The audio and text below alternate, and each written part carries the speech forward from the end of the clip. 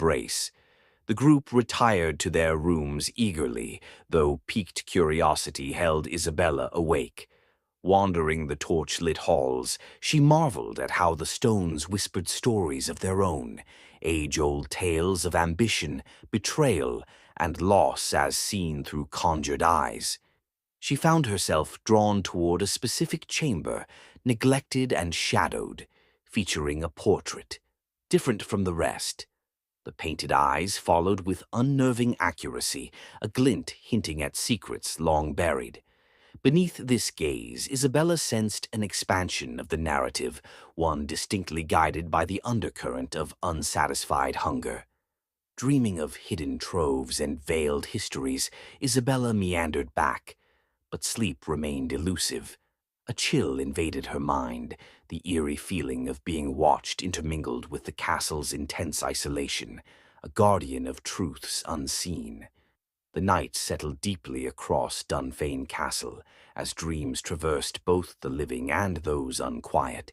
Suddenly the silence was shattered, an unnatural howling that rose from the depths, reverberating through stone and marrow alike, rousing remaining souls to wakefulness. Connor's voice, strained and hurried, called through the walls.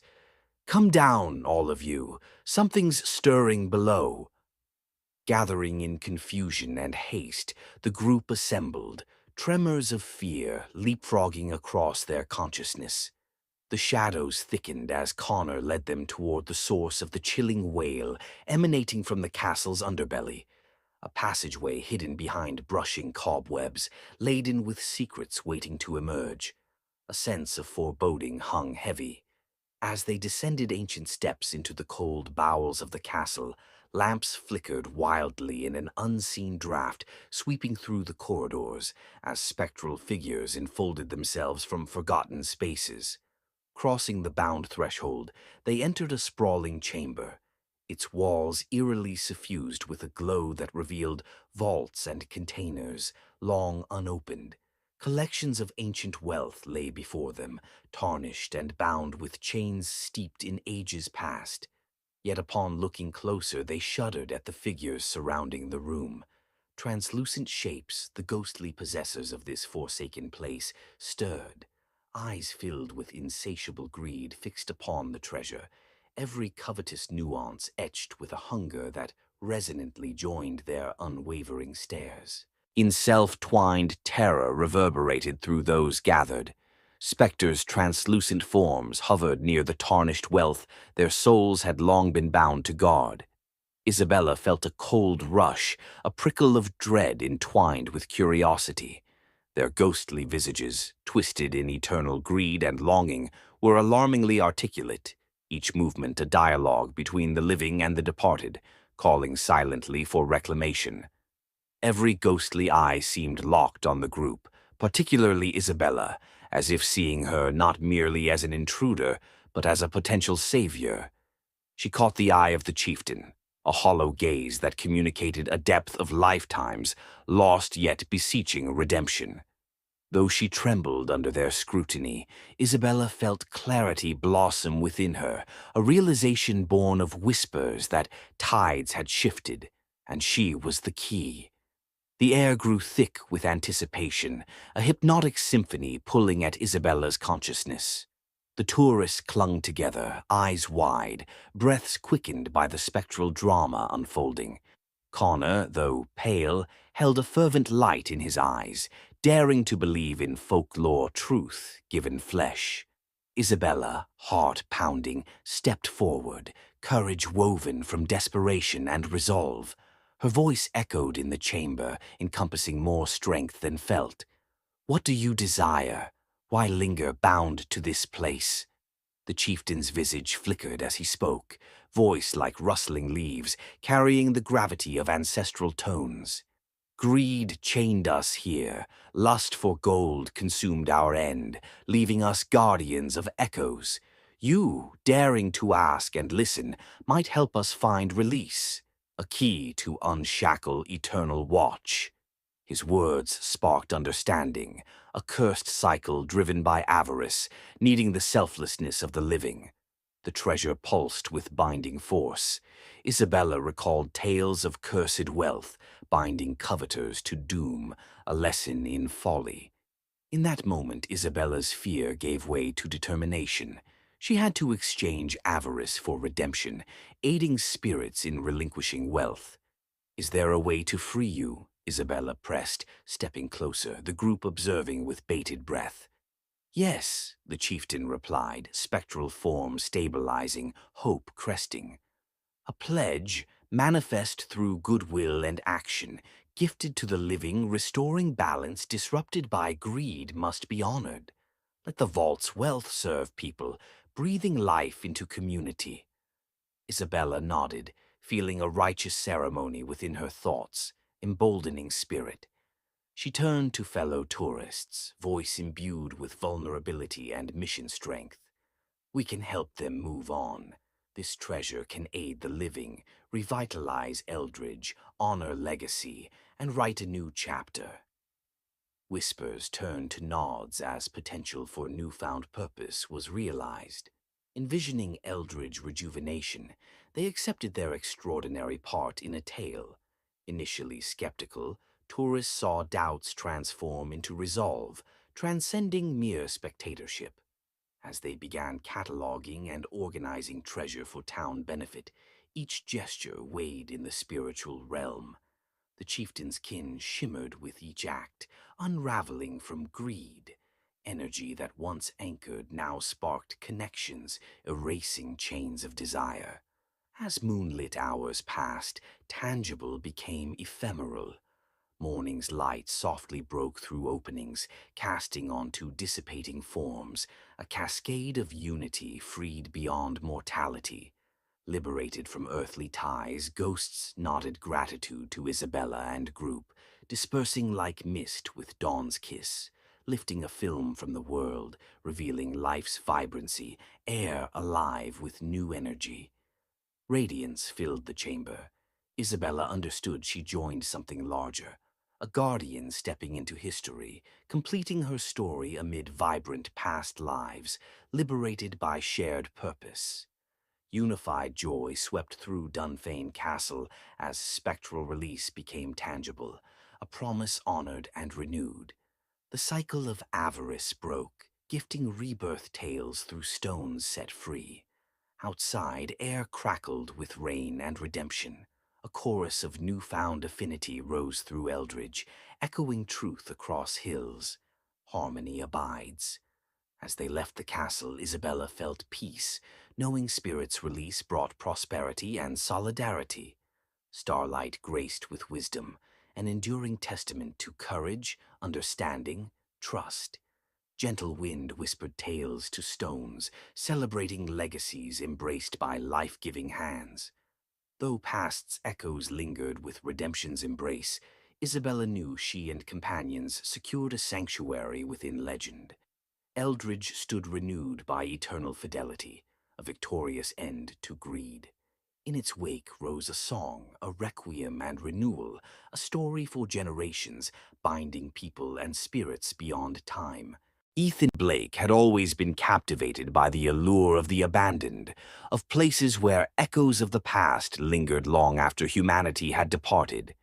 An intrepid traveler from Washington, Ethan made it his life's mission to explore sites steeped in history, where the heavy hands of time and tragedy left their marks. His exploits, captured vividly on social media, had taken him from the eerie ghost towns of the Wild West to the decaying charm of forgotten factories. Yet none captured the essence of what he sought like Chernobyl did. A modern-day Atlantis swallowed not by waves, but by radiation and regrowth. Ever since the meltdown in 1986, Chernobyl had transformed from a site of great loss to one of mysterious allure, drawing curiosity seekers like moths to a flame. Ethan arrived in the ghostly town of Pripyat in winter, the morning crisp, the air biting. A thick layer of snow covered the ground, masking the scars of the past beneath a serene white shroud. Geiger counter in hand, he was prepared for his greatest adventure yet, intent on delving deeper into the exclusion zone than any sanctioned tour could offer. As Ethan ventured through the deserted streets, the iconic Ferris wheel loomed in the distance, its rusting frame a skeletal silhouette against the pale sky. The scene was haunting in its serenity, a snapshot of a life abruptly interrupted. He wandered down Lenin Avenue, past the dilapidated swimming pools, the overgrown soccer fields, all eerily silent under nature's inexorable reclamation. While navigating this frozen tableau, Ethan noticed a narrow passageway veering away from the main route, barely discernible beneath the snow and creeping vines, an invitation from the past. Ignoring a flicker of unease, he followed it deep into the woods, the path becoming less distinct with each step. Around him, the forest whispered, a cacophony of unseen life hidden beneath the blanket of white, until finally it opened into a clearing dominated by an imposing concrete watchtower. The tower stood defiant against the encroaching wilderness, and with it came a sign, Tolku dla personala, reserved for personnel only. Ethan's heart quickened with excitement, the undeniable allure of forbidden knowledge enticing him forward. He climbed cautiously, each step a journey through time, reaching the tower's observation platform with bated breath. There, through shattered panes of glass, he saw a figure in the woods. At first it seemed a mere shadow among shadows, but then it clarified. A man in an antiquated Soviet military uniform, face obscured by a gas mask. Every instinct screamed at him to be cautious, yet curiosity is a siren song. He raised his camera, capturing what he hoped would be proof of an unexpected encounter. But when he lowered the lens, the figure was gone, leaving only questions in its wake. Descended into a growing unease, Ethan returned to the ground, discovering that the path back seemed different, infused with a sense of being implacably wrong, a dissonant melody in the deepening silence. Trees that once bent gently now formed a claustrophobic tunnel, guiding him inexorably towards something unseen. The air grew thick as he stumbled upon an entrance nearly smothered by the earth. A bunker. What drove him to enter, Ethan couldn't say. Perhaps the same force that had drawn him here, a pull stronger than logic or fear. Torchlight cut through the dark, revealing the confines of a command center from another era. Consoles lay dormant beneath layers of dust, screens glazed with age, and the hum of technology whispered of secrets best left undisturbed. He moved deeper into the bowels of the bunker, the oppressive silence abruptly shattered by an unfamiliar roar, distinct and dissonant. It was not just sound, but cacophony, a fugue of voices and cries, each drowning the other like layers of distant conversations, and underneath it all, like a constant stream weaving through the chaos, was a single voice he knew all too well. His own voice trapped in a cycle of desperation and dread. "Help me," it begged, a tiny, keening wail. Panic surged, a predator stalking him in the dark as Ethan spun, the light skittering off walls, each more alien than the last. The entrance was gone, replaced by resolute concrete. Fear cloyed, sticky and suffocating. His mind reeled, searching for sense in the insanity. He was trapped in an echo of a past he didn't belong to, tangled within the sinews of a nightmare, brought to life by the very ground beneath him. But, driven by will or simply the erosion of clarity, he forced himself forward, deeper into the labyrinth, drawn by a terrible need to understand.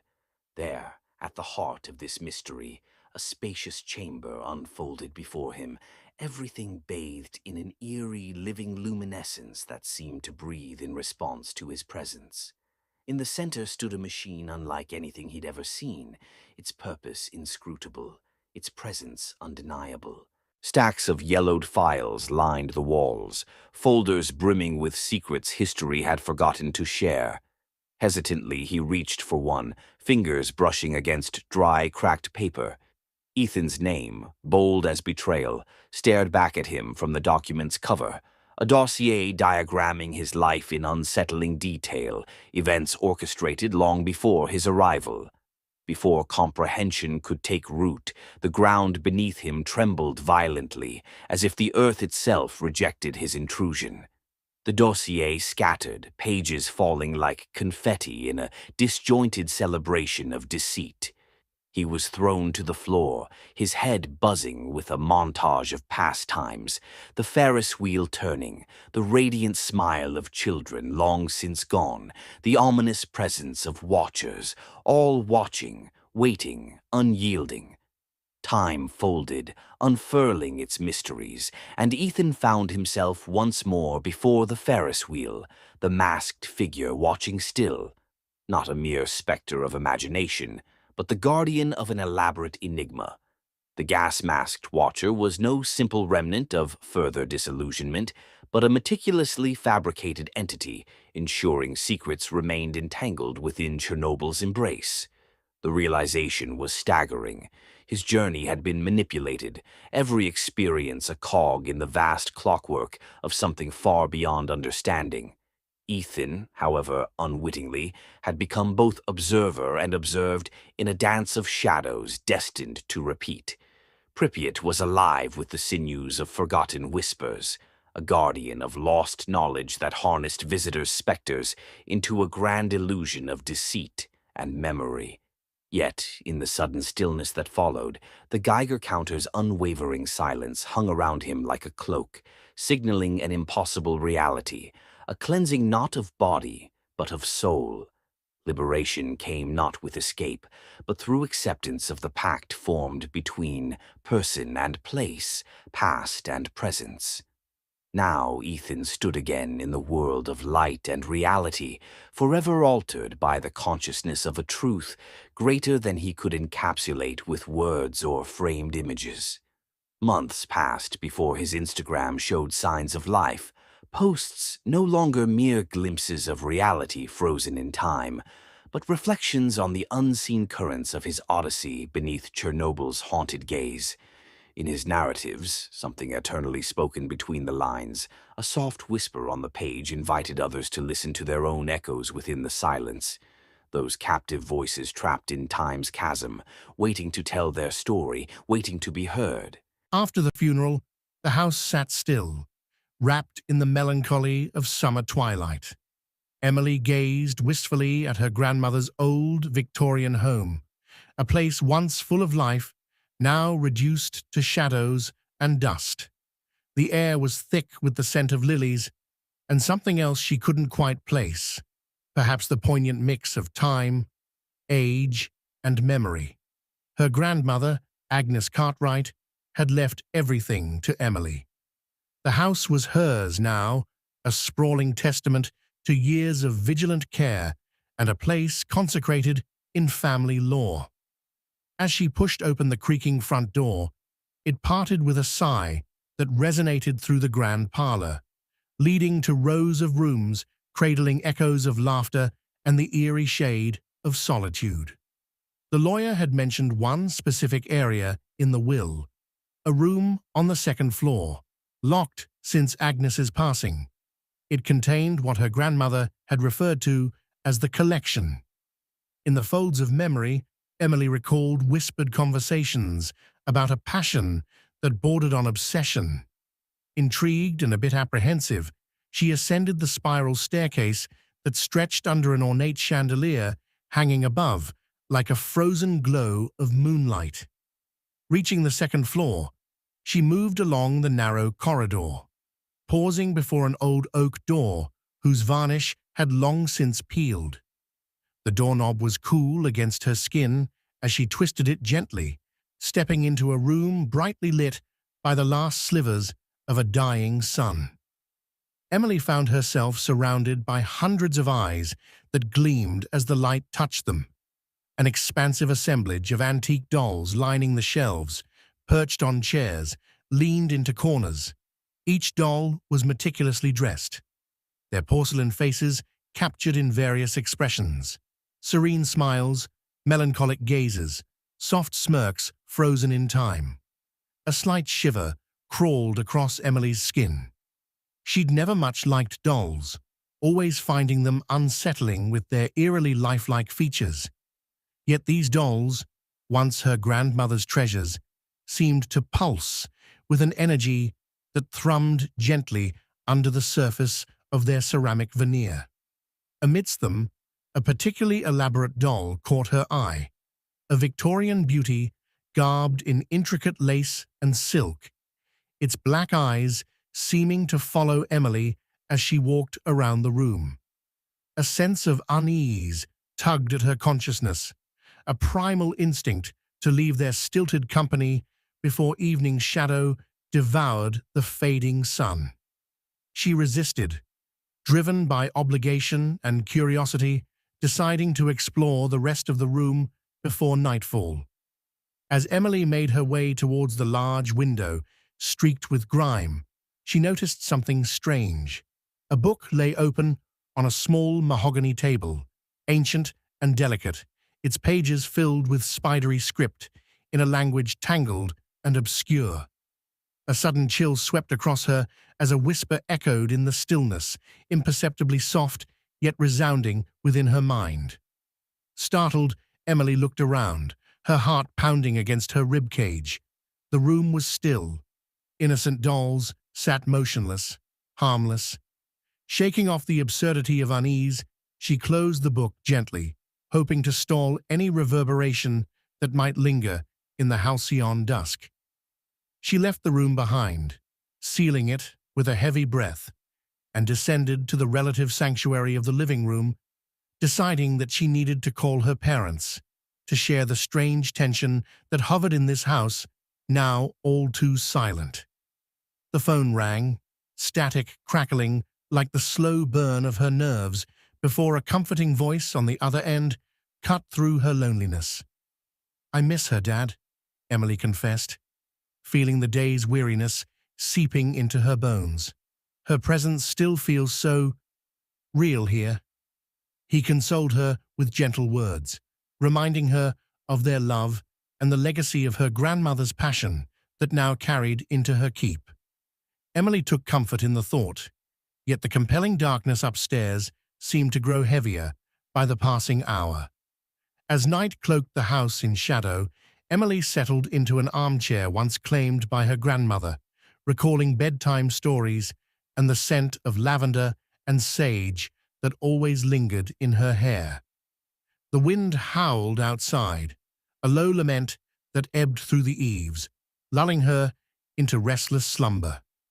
In the hush of midnight, Emily awoke, the dim room unfamiliar and confining.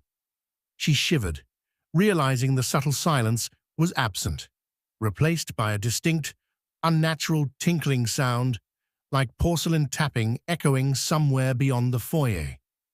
Her throat tightened with an unspoken fear, her senses heightened in the shivering darkness. Compelled by a morbid curiosity and a sense of responsibility to the home entrusted to her, Emily rose, her breath shallow, as she crossed the creaking floor. With each step towards the hallway, the noise grew faintly louder, more organized, an eerie lull spanning between breaths of old walls and floorboards pressing back onto themselves. The stairs beckoned, and in hesitant increments, she ascended once more. Yet just as she reached the landing, the tapping ceased, leaving only the vibrating tension in her body and the haunting memory of her grandmother's voice whispering the enduring refrain. "Keep them safe, Emily. They are a part of us." The disquiet had not subsided by morning, and Emily found herself drifting through the house, tentative yet unable to draw away. Whenever she passed the closed door on the second floor, a quiver of unanswered voices seemed to call softly from within. Coffee did little to sober her senses, and the regular rhythm of the day failed to dispel the chill from her bones. Determined to confront whatever unease lay nested upstairs, Emily steeled herself and once more climbed the stairwell. Sunbeams pierced dust-laden rooms, but the corridor she entered felt separate, a faintly oppressive chill lingering in the air. She hesitated, her hand poised against the oak door that guarded her grandmother's collection. Breathing deeply, she entered. The dolls were still there as silent sentinels, expressions ambiguously serene. Yet on each, Emily sensed an evolution, an ageless awareness that transcended the room's musty staleness. The air held an iridescent quality, as if it shimmered beneath the surface, a waking elegance veiled in shadowed deceit. The elaborate doll she first noticed was prominently placed on a shelf directly opposite her entrance. Something about its eyes remained unsettling, following Emily's every movement in the room with intent scrutiny. As she drew near, the feeling of being intensely watched tugged at her mind and refused to depart. "I'm not imagining this," she whispered, recalling her grandmother's voice, which lingered as a soft reminder to trust her instincts, even as reality appeared blurred by ancestral mystery. The book she'd seen before lay closed on the table, its surface glistening with the haze of forgotten lore. Driven by a sense of urgency and intuition, Emily lifted the cover, pinching the brittle edges of pages used to weave the mystic. Lineages inked in quietude, chanting silent stories of memory and longing. A sudden draft swept the room, and the dolls shifted ever so slightly, like half-forgotten dreams slumbering at the corner of one's eyes. Whispers arose, mingling in a cacophony of murmurs as Emily glanced about, stricken by a dawning comprehension of their soulless unity. She stepped back, the quiet knowledge of intention dawning like fragmented clouds, reflecting celestial bodies. Her perspective shifted. In those moments, their faces moved, not physically but consciously, echoing an uncanny aliveness through the immobility. Understanding danced elusively before her until, trembling with an unfamiliar intensity, her focus rested solely on them and the unyielding power they obediently radiated. Suddenly, Emily felt enveloped by a memory, not her own, a fragment of a time shared and a bond unseen. Her grandmother, kneeling before the vast assembly of dolls, speaking softly with the same familial cadence. A language of kinship they embraced, communicating in threads beyond mortal reckoning. The Victorian doll's eyes gleamed, not with malice, but awareness, a vast opening to the expanse that entwined yesterday's stories with today's reality. Driven by inherited comprehension, Emily realized her purpose now entwined irrevocably with theirs.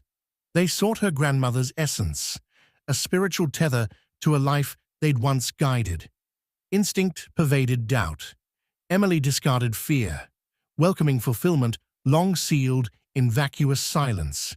A courage that resonated with her grandmother surged through her veins, transforming the room's chilling expanse into one of warmth and light. Drawing forth sincerity from within, Emily pledged aloud, "I will safeguard you, as she did. You are not alone." At her words, the atmosphere lifted, shadows retreating peacefully into the afternoon's luminous embrace. Wisdom acknowledged in their gracious nods, a silent acknowledgement from porcelain-formed kindred souls. The unease that once overshadowed faded to evoke the comforting embrace of guardian presences.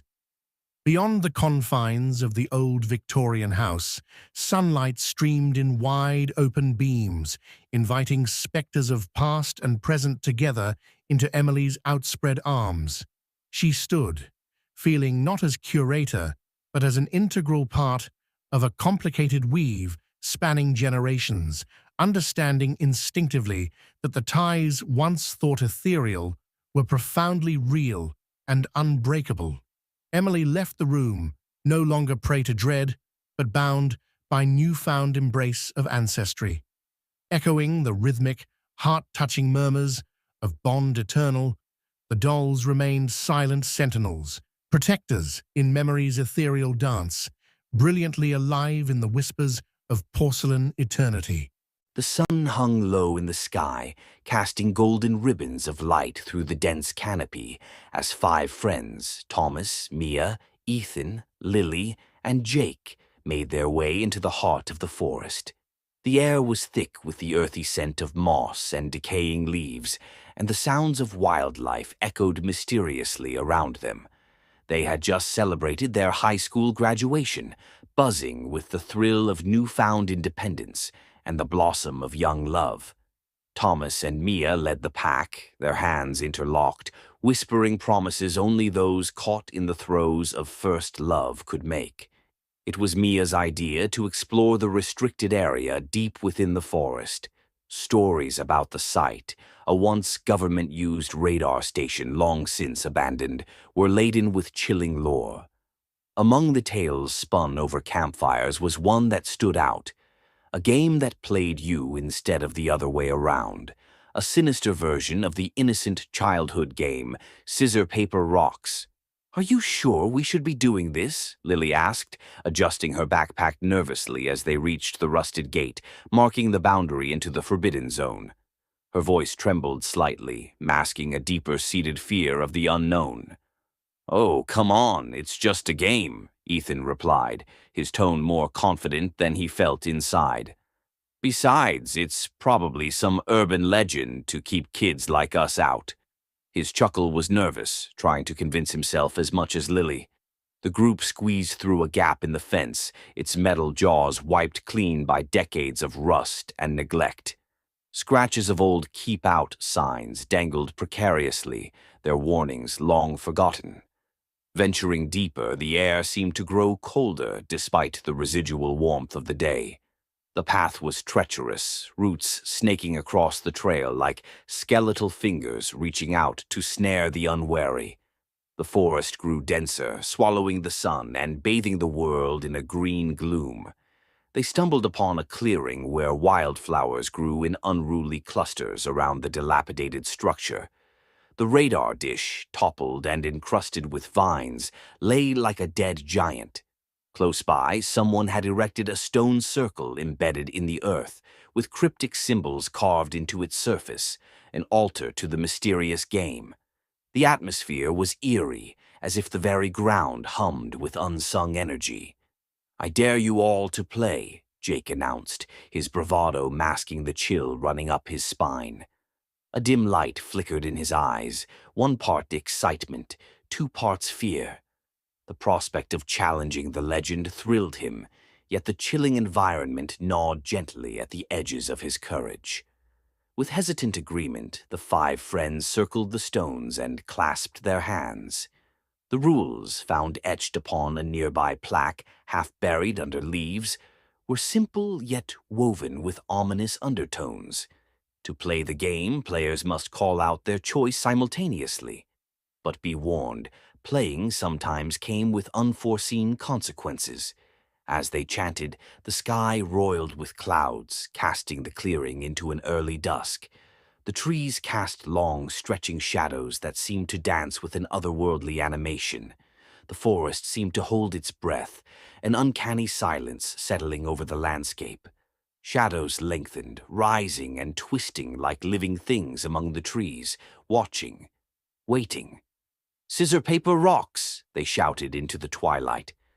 An unexpected wind rushed through the clearing, extinguishing the remaining daylight.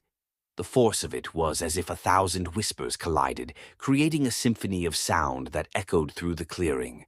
A silence fell, heavy, absolute, pregnant with possibilities and dread. The winner, Ethan with paper, smirked in the dimness. "See? Nothing to it." But his laughter was cut short as the earth trembled beneath their feet. The symbols on the rocks glowed with an eerie luminescence, pulsating rhythmically as if in time with a heartbeat deep below the earth. And then, nothing. Only the calls of distant night birds echoed through the trees. The world resumed its deceptive calm. "Probably just a trick of the light," Thomas muttered, though his voice wavered, betraying his unease. Minutes passed, and slowly, unease settled over the friends like mist rising from the forest floor. They decided to leave, assured they'd survived the ordeal unscathed. Yet, as they walked away from the clearing, the woods echoed with a whisper, a distorted refrain murmuring the game's choices. The deeper they went into the forest, the stronger the feeling that they were not alone. The path out was different, twisted impossibly, as if the forest itself conspired to keep its secrets hidden. Mia glanced about, realizing with growing panic that they were lost. The trees, once familiar, now seemed to conspire against them, branches knotting into sinister shapes as they blocked the sky. Noises followed them, cracking twigs, distant rustles. It felt as if unseen eyes watched their every move. When they finally paused to regroup, Jake counted heads, a look of confusion and horror washing over his face. "Where's Ethan?" His voice cracked, a mere whisper swallowed by the forest. The friends looked around frantically, calling his name, but their voices fell flat, eaten by the unnatural quiet. Shadows moved silently at the corners of their eyes. In the encroaching darkness, a shadow emerged. It was Ethan, but something had changed. His stance and eyes were vacant, hollow of the life they once brimmed with. Ethan," Lily stammered, reaching out tentatively. Her hand almost touched him when the air around him seemed to shift. He opened his mouth, but instead of words, a cacophony of cries emanated, a language of anguish and despair. His form shifted, flickering between reality and some other terrifying form. The forest around them trembled anew, the trees seemingly alive with ancient breath and terrible knowing. Realization set in. Whatever specter controlled the game had claimed Ethan. The shadows themselves seemed to clutch at the remaining friends, tendrils weaving through the air with a life of their own. An oppressive pressure squeezed the air around them. Retreating, they stumbled back towards the circle, horror enveloping their senses. "We have to finish the game," whispered Mia, the realization dawning that the rules needed fulfilling for release. Her words were a lifeline, fragile yet the only course they knew to take. Desperation fueled them as they recreated the circle, hands clasped once more. With shaking voices, they repeated the chant. "Scissor, paper, rocks!" Scissors claimed victory. Shadows enveloped Lily, her scream fatally brief as the forest consumed her. There was no grandeur in their loss, only cold, indifferent finality. The forest was impassive, systematically reclaiming its due.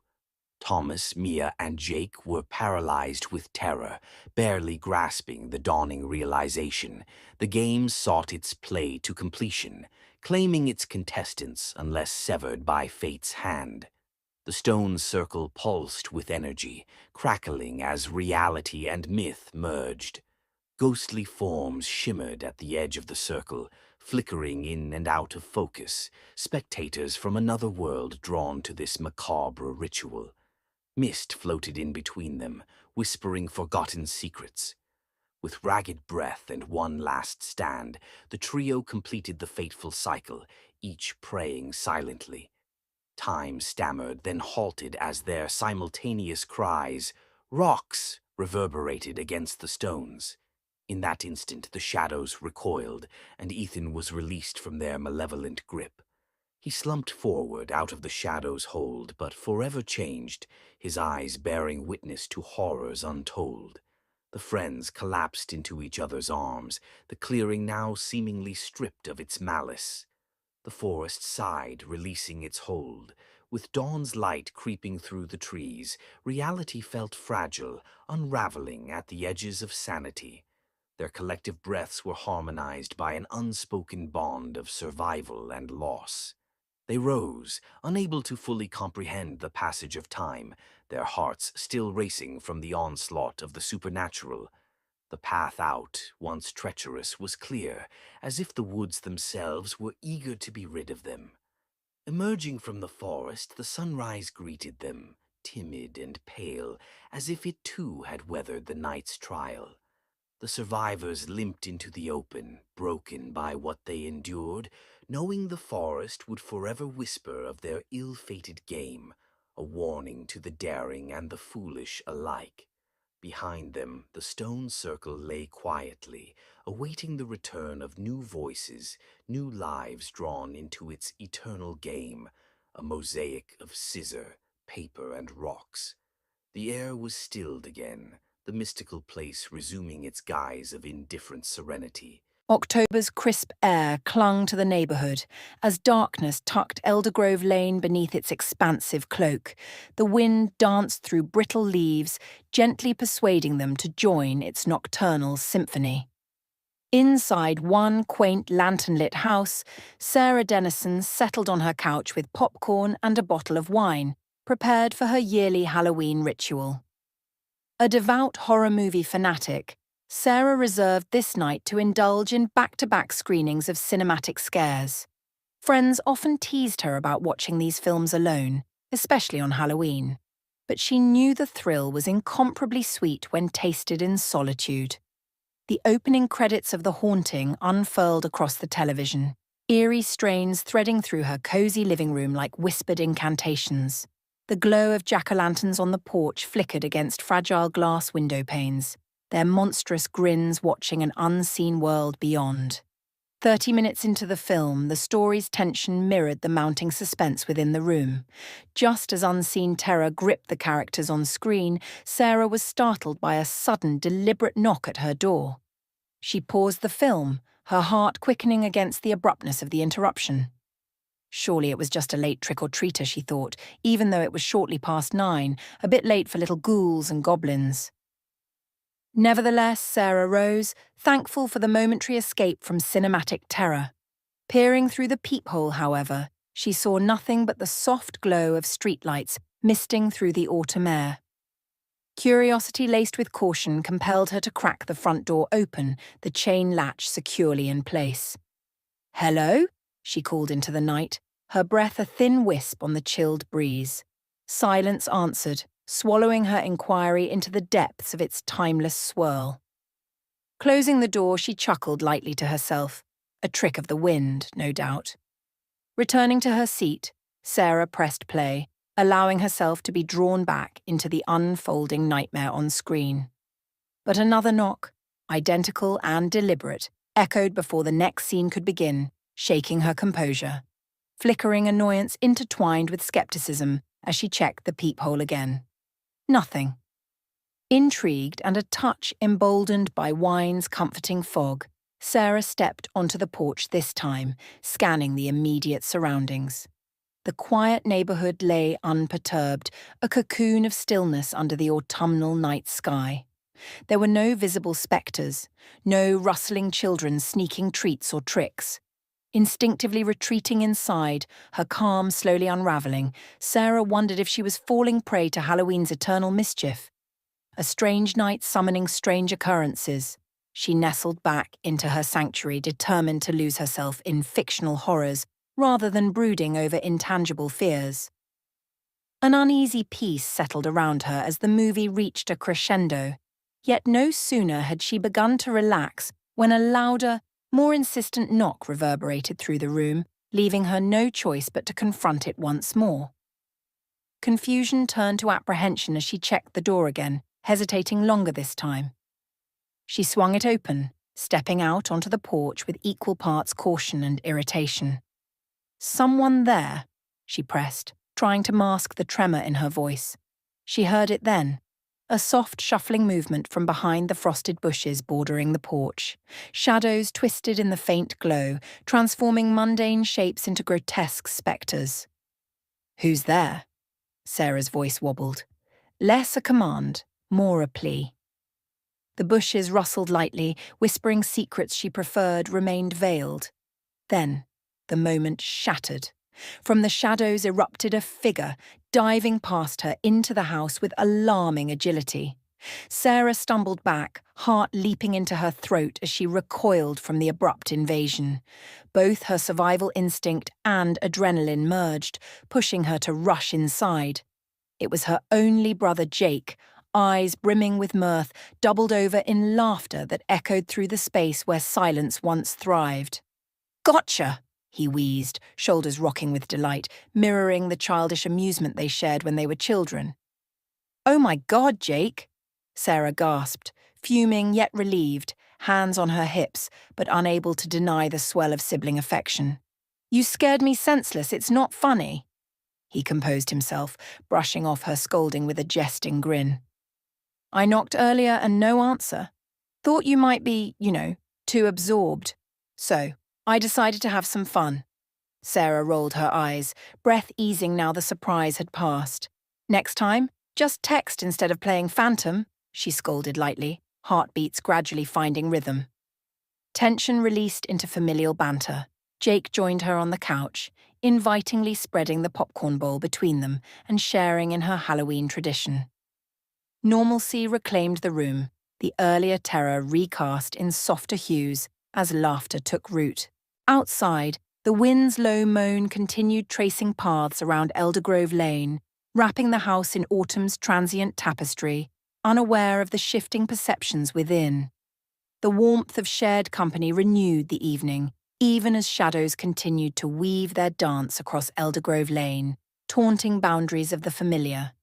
As sibling camaraderie settled over the television's faint glow, Sarah and Jake exchanged musings about legendary horror stories and childhood phobias, entwined in nostalgia. The wind hummed gently like a distant lullaby, coursing through cracks and into the cozy haven. Time passed without distinction until Jake suggested a switch to something lighter. A comedy, perhaps, to dissolve the dark shroud Halloween traditionally draped. Sarah agreed, glad to shift away from tension, her mind still lingering on the earlier fear. Just as Jake fetched his phone to recommend a film, a new knock, bold and intrusive, riddled through the door, a fourth herald intruding on their laughter. "What, did you order pizza or something?" Sarah quipped to Jake, half expectant. "I didn't, no."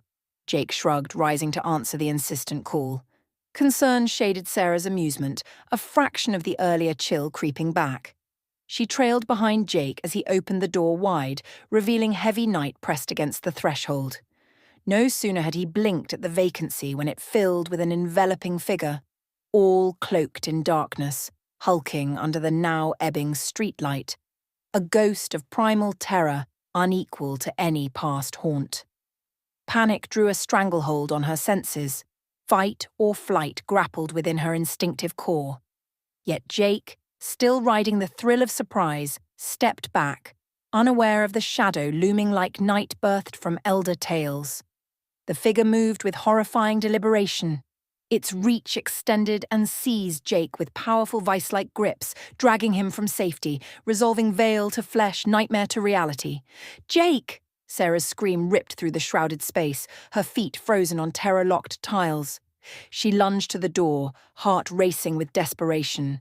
Visible for only portions was something more grotesque than mask or taxidermist art. A conglomeration of stone-grey skin stretched impossibly over elongated bone. She grabbed Jake's arm in futile effort, despair filling her eyes as the creature's immutable resolve pulled him beyond the doorway. Into the quagmire of moon-bathed reality it dragged him swift. Sudden synapses cut through Sarah's frenzied resistance. A spark! She reached with fierce determination, swung the iron lamp from the entrance table and shattered it down. The infernal embrace broke momentarily, enough to pull Jake backwards within security's threshold. It roared then. A haunting guttural noise splintering silence, resonant terror woven into sound. Then, faced with altered equilibrium, it vanished into the night, consumed by the halo's edge. Breath returned to normal slowly when daylight surrendered Eldergrove's horror to memory revised, the night's uncertainty a silent story shared between them. Both siblings sat there absorbing shifting moments. Only then did Sarah's mind align. What had seemed Phantom's prank became the twist revealing external truth. Beyond Door had momentarily been the join point where myth breached reality's fragile shell, something hungering worse than spectres familiar. Evoked logic danced unwelcome to revel colours beneath artifice granted by fear. What haunted wasn't merely chance or thrill faltered in October's delight. It dwelled within shadows woven permanent to spirit. For as daylight broke Halloween's nightmare into slumber, far removed across Eldergrove Lane nestled shadows overseen. Somewhere nearby, heartbeats throbbed louder than time remembered, cocooned amidst atmosphere. The finality resided in perceptive realization, a pledge of awareness, gentle cocooned braced, that somewhere out there, echoing forgotten whispers beyond veils stretched between worlds, the entity still waited discreet and genuine, anticipating what midday presumed safe, eternal. Where I once uncovered one truth transient, another multitude lay upon pathways, unknowns and phantasms twisted scarred, and those misshapen figures waited baited beneath colour's sheen, watching during presence vibrant around cathedral autumn, their call yet incomplete, a skin unbound, misunderstood. In those hours absolved from dream to light, Sarah understood their world found rebirth continually, untamed spectre upon halls beyond known. Within, the truth that faded with each heartbeat of daytime was removed from twisted destiny forsaken. The small town of Crestwood was the kind of place where life moved in slow, familiar patterns, where the seasons left their gentle mark on the people and the landscape. Nestled amidst hushed forests and rolling fields, its calm facade belied a deep undercurrent of unease. For Crestwood was a town haunted by the memory of a monster whose shadow had long darkened its history, a serial killer known only by the chilling moniker, the Harvest Man. The Harvest Man had terrorized Crestwood years ago, preying upon the unsuspecting in a brutal spree that left 5 people dead and the community scarred. The killer was cunning, eluding capture at every turn, slipping through the fingers of justice like a phantom of malevolence. Disappearances became tragic discoveries, each more horrid than the last, until one day they abruptly ceased. The Harvest Man vanished without a trace, leaving behind only silence and unanswered questions. Generations passed, and the stories, once vivid with horror, dulled to whispers, a part of Crestwood's lore told only to frighten children around campfires. But sometimes the past refuses to stay buried, and legends have a way of clawing back into the light. Cal Weaver had arrived in Crestwood seeking refuge from the cacophony of city life. A writer by trade, he yearned for the quiet contemplation that only isolation could bring. He rented a quaint cabin on the outskirts of town, tucked away at the edge of a dense woodland. There he hoped to find inspiration, or at the very least, a measure of peace to drown out the lingering echoes of his own troubled past. The townsfolk were polite yet distant, their friendliness scraping against an invisible barrier of mistrust reserved for outsiders. Cal didn't mind. He preferred solitude, finding comfort in the company of his thoughts. His days were spent wandering the woods, collecting fragments of stories from the landscape's subtle whispers. It was on such a solitary walk that he stumbled upon an odd mound of stones, carefully arranged in a rough circle deep in the forest. Intrigued, he paused to examine them, running his fingers along the moss-covered surface. The stones seemed unnaturally cold, and Cal felt a chill prickle the back of his neck. As he straightened, he sensed a shift, as though the trees themselves were absorbing his presence. The wind sighed through the branches, carrying a sound that could almost be mistaken for distant, mournful laughter. Troubled, Cal returned to his cabin, where he penned notes with feverish intensity, channeling the day's experience into prose. That night he dreamt of shadowy figures moving through the trees, their faces obscured, their eyes glinting in the moonlight like polished stone. The dreams persisted, growing more vivid with each passing night. Each one brought Cal closer to something intangible. Sometimes he saw a face, sometimes heard a voice, as though the figures were trying to communicate. He awoke each morning with a sense of looming expectation, the weight of it pressing down, ripe with unspoken portent.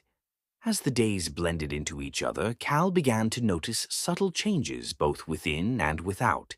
The cabin creaked and groaned at odd hours, as if settling into discontent.